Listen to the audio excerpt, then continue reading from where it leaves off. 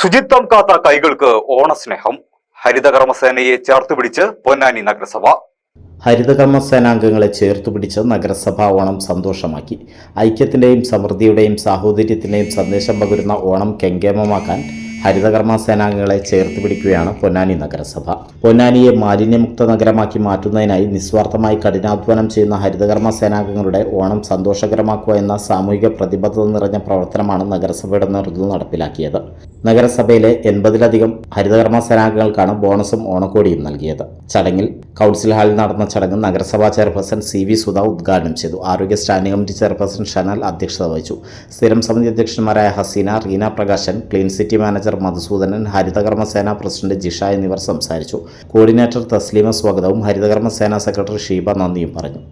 നമ്മുടെ പൊന്നാനി നഗരസഭയുടെ തെരുവോരങ്ങളും മറ്റു പ്രദേശങ്ങളും നല്ല രീതിയിൽ വെട്ടിത്തിളങ്ങിക്കൊണ്ട് അല്ലെങ്കിൽ വീടുകളും അതിൽ മുഖ്യ പങ്ക് വഹിക്കുന്ന ആളുകളാണ് എൻ്റെ മുന്നിലിരിക്കുന്ന എനിക്കേറെ പ്രിയപ്പെട്ട എൻ്റെ ഹരിതകർമ്മ സേനാംഗങ്ങൾ.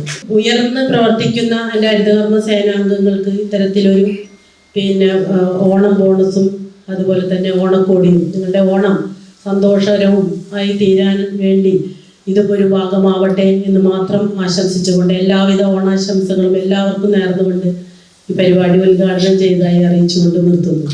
ഈ ഹരിതകർമ്മസേന എന്ന് പറയുന്നത് ഇപ്പൊ തദ്ദേശ സ്വയംഭരണ സ്ഥാപനങ്ങളെ സംബന്ധിച്ച് ഒരു സേന തന്നെയാണ്. മാലിന്യ സംസ്കരണ രംഗത്ത് ഒഴിച്ചുകൂടാൻ പറ്റാത്ത ഒരു സംവിധാനമാണ് ഹരിതകർമ്മസേന എന്നുള്ളത് നമ്മുടെ മനസ്സിൽ നല്ല ബോധ്യമാണ്.